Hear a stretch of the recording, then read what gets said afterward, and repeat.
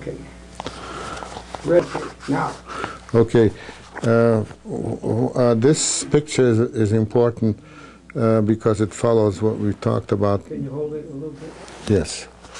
You And could keep talking. okay, this picture is important because it shows that this is the woman that helped me survive the war. Her name is You got a good picture of it. the woman itself with the dark hair is Balvina. She's the major person in my survival because she really made a difference in telling me what to do, and the rest of the family went along. That's the one in the white blouse? Yes. Who's the big guy? The big guy is her husband, and the little guy is her son. And the one on the far right, holding the purse. Is the daughter. Oh, okay. The daughter was right now in the hospital. Anyway, so this young man, if you look at the second picture down there, you can see that's how he looks. How he looked like in the 90s, late 90s. And when I saw Where is he, the middle guy? the one, let's see. No, here, the white, in the white shirt. I'm sorry. Oh, on the left side. Yeah, in the white shirt. The guy on the right side is this guy who's taking care of the museum. Okay. His name is Theodor Gotch, G-O-C-Z, Theodor Gotch. And and the guy in the middle is obviously me giving a speech in Polish, which was very, very devastating. It was devastating because I really was breaking up all the time, you know. And it's also, by the way, it's reported. My talk is reported in the epilogue here, in this new book, in this book here. When was that photo taken? What's that? This photo? When were you giving the speech? Well, at the time of dedication of the museum. You didn't say when. Got 95, I think, 94. Hold the book down so it's covering your face. Okay. Now we're ready for next shot if you want. Okay. Or are we done? I think we are done with the shots. We are done with the shots. But this is the guy that's very important. This is the guy that authenticated my lies. This is the guy that I met. The same guy. This is the kid that carried the buckets, the cans of milk. This is the kid that I communicated via him to his mother, and this is the kid that kept me informed as to what not to do, because I was suddenly sort of informed as to what. His mother. Yeah, his mother was really the main person. The decision maker. Yeah, and after the war, you know, I kept sending him some help. I bought him a little car also. Not after the war, but more recently I bought him a car.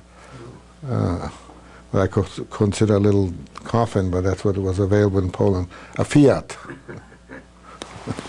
You know what a Fiat is? I think they're starting to get a little. Now they're different. They've been taken over by other companies, and they're making them much better, much stronger, it wasn't like a little kind of cheap box. It only cost about $2,700 those days. That signal. Okay, so I think that this business of being studying World War II and the Holocaust, and one of the things that happened at Humboldt State University, where we both worked for, I think, 36 or so years, I introduced a course on the Holocaust, and my dean was ready to accept it. And so what do you cover in a Holocaust class? Normally, the facts would be the most desirable, what happened, how and which, and what one experienced or thought about it. But then something was missing, namely about some of the students were depressed, as a matter of fact. Some quit, some of them cried. But what was missing, what I was saying to myself and asking that question, whether there was anything else besides horror, mayhem, murder, betrayals, and so forth. And so we thought about talking about rescuers, because these were otherwise known as the righteous Gentiles, or the Hebrew word is tzadikei umat ha'olam. And so we decided, Pearl and I have decided to look into why these Christian people in Poland and other Nazi-occupied countries, why they in fact risked their lives on behalf of Jews. So we founded an institute and called the Altruistic Personality, and we also looked very hard for some funding, and we got some funding from the American Jewish Committee, and so we started interviewing bona fide rescuers. Now, who are the bona fide rescuers? These are the individuals who have been authenticated by Yad Vashem in Jerusalem. I'm sure we all know what Yad Vashem is, and so we got ourselves some colleagues in Poland, France, Germany, Holland, Italy, and even some in Norway. Plus, we had some colleagues in this country. We also interviewed some people, some rescuers who came to this country, bona fide rescuers, and Canada. So altogether, we interviewed, I don't know, 400 or 500 or so bona fide rescuers.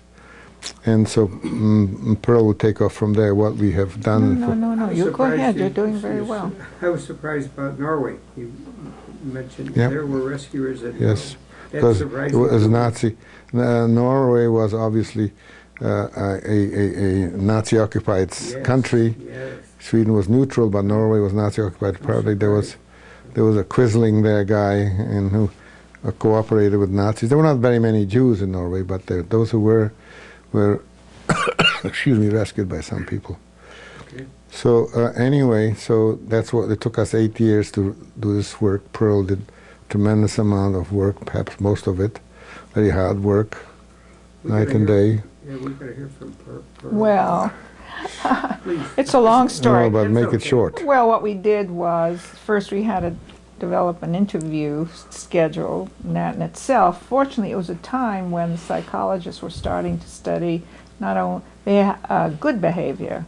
Psychologists had been accused of studying, and there was much merit to that accusation, of constantly investigating what makes people bad or what are their maladies and what's their problems. But there was a body of literature that was coming out on what made people good. So there was a lot to draw on. We developed this. It took a lot to develop the questionnaire. That questionnaire then had to be developed. Not only was it a lengthy questionnaire, it had closed-ended questions, open-ended questions. Did you write it? Oh yeah.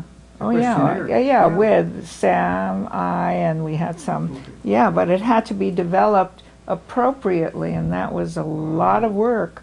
And then translated it to all these multiple languages, and then and that took Sam traveling. He really was extraordinarily persistent, and he traveled and took all that stuff, and from all those interviews, we then had to translate it into computer language to statistically, translate it in terms of computer language, in terms of, that's right, and not only translating it, but also not only transcribing, but getting it into computer language so we could analyze it statistically.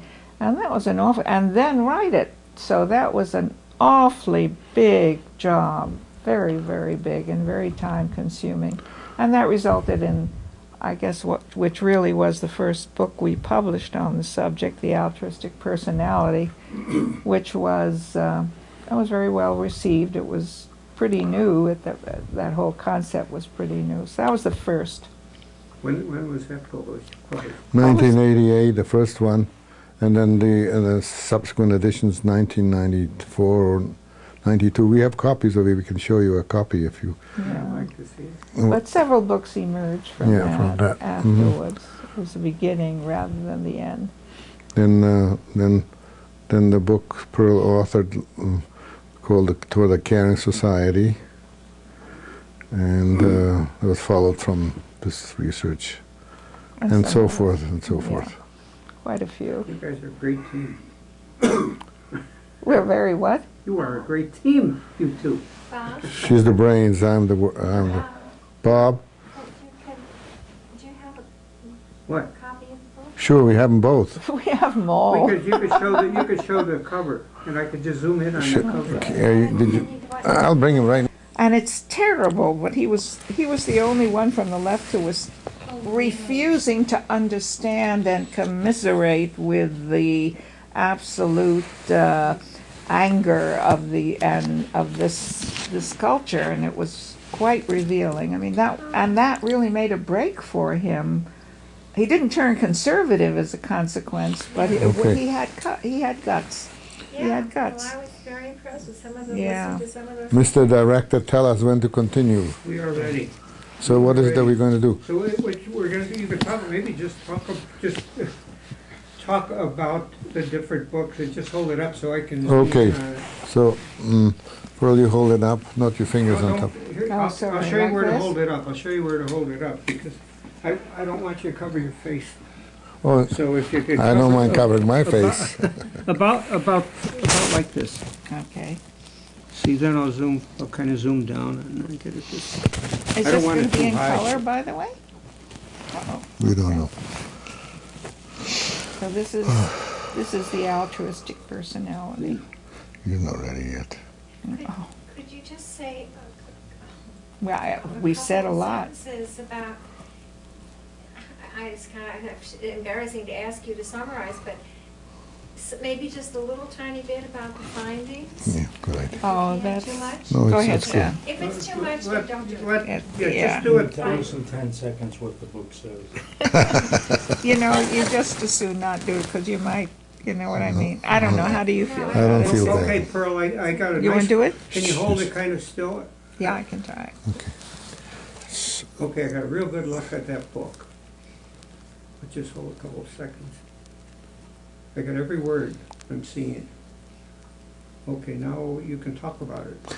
Okay, so of course there's some danger in summarizing so briefly that we might leave out some important things, but some of the most salient findings would be, well, first thing, above all, there's no single explanation why people do things, heroic, risk their lives on behalf of often strangers, not even of their own ethnic group or religious group. But Sam, could you hold up yours? that's not mine, that's ours. Need this Okay. one? No, I got that one. This one, get This close up one, on okay. that one. He's talking about the. I'm only talking about this one right now. Okay, well then we'll just.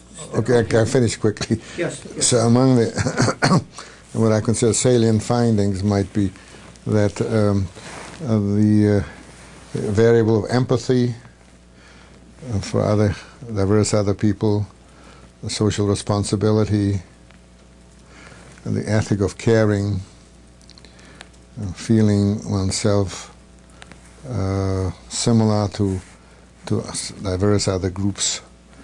And so these are among the major variables.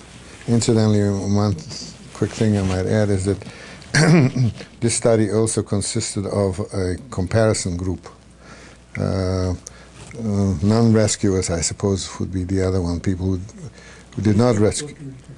People that, oh I see, people that might have rescued but didn't.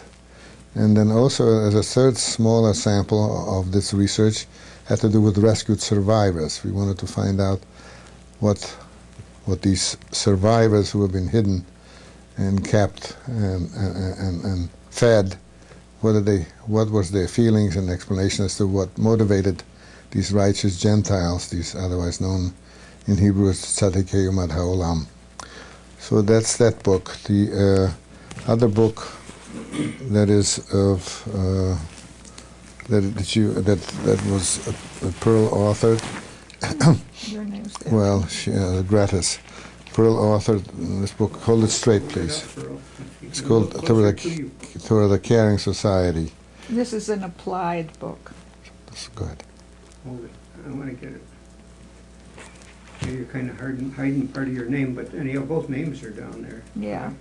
I got it, You got it? got it. To speak. So you could talk about it Well, that's just an applied book. I mean, if you were going to develop a caring society, what would you do? And so it develops a Pull the book down. So it develops a kind of systematic approach based on research, but it's applied. And they've used this quite often as a. So there's the Textbook. as a textbook in many courses. But it's based on the research, but it doesn't do the research.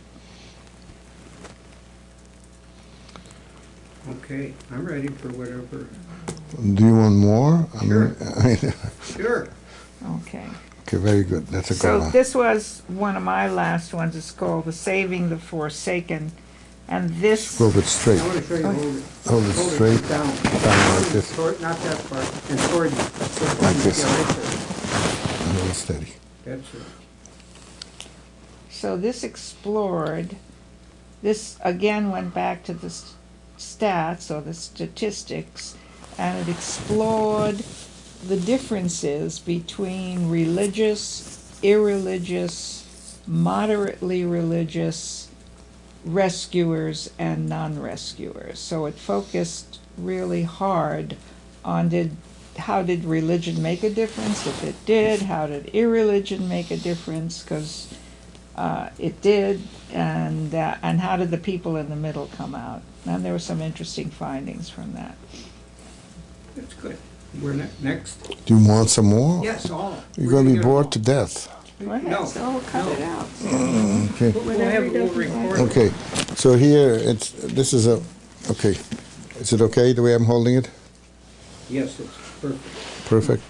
Okay. This is a edited book. You could tilt it more this way. This way. Yeah. This is an edited book, and it came about as a result of we invited, I mentioned that before, we invited a group of scholars to Poland, we namely our institute, but also the Polish Academy of Science, and we met in a old castle in Poland, not too far from Warsaw, and these various scholars presented their findings, and that is why we call it Embracing the Other, but had to do with the theme of altruism and caring and etc. Then, of course, if you want some more, Yes, we want them all. which I don't understand why you'd want some more, this is the book that Gene, your brother-in-law, is borrowed with the promise of returning it. This is a book which is Why that title is. actually can you see? Can you Just tilt it a little. this way or that Yeah, that way? just that. This is a true story of a Jewish person who himself was a rescuer. Some people actually, I think Wiesel or somebody, called him the Jewish Oskar Schindler. We found him. I found him at a temple, Beth Abraham. His name is Wilhelm Bachner, and he pretended to be a non-Jew, and he was an engineer, worked for a Nazi engineering architectural firm, and then because of his ability to speak perfect German and Polish, he was then hired by this Nazi firm, and he supervised 800 people. Among those workers, he had about 56 Jews whom he took out of ghettos, including his father, his wife, whom he recently married, and quote unquote made her his girlfriend, because every big boss has to have a girlfriend. So anyway, so that's the story that's the content of this story. Now, this is a book that has been written with the assistance of a Polish scholar. Can you see it all right? I can see it great. And this we dealt with the notion of altruism and intergroup forgiveness, because one of the factors that I think is important is that much of the world and individuals, particularly about countries and groups, are hurt and have grievances against other people, and so might then an apology, if it's genuine and properly expressed, and followed by remediation or change of attitude, might that help heal ancient pain and hurt. So that's this one. And then the last... Good, I got some good shots. Spoke John. You did, huh? Pope John the Regular. And this is the last book that was written. It's called The Nature of Good and Evil. And here is kind of a compilation of what others have said. It's not really based upon empirical, original research, but it's a review and an integration of literature that's been done about what is evil, and and we gave examples of what evil is, and manifestations of various evils, as well as goodness. Goodness can consist of altruism, it can consist of many other acts of caring for the benefit of another. I think that's enough propaganda. I think you did a great job. Enough propaganda. Thank you so much. You're welcome. And You did all this in 21 minutes. Start of a movie career. of course, this book is the one that you are getting.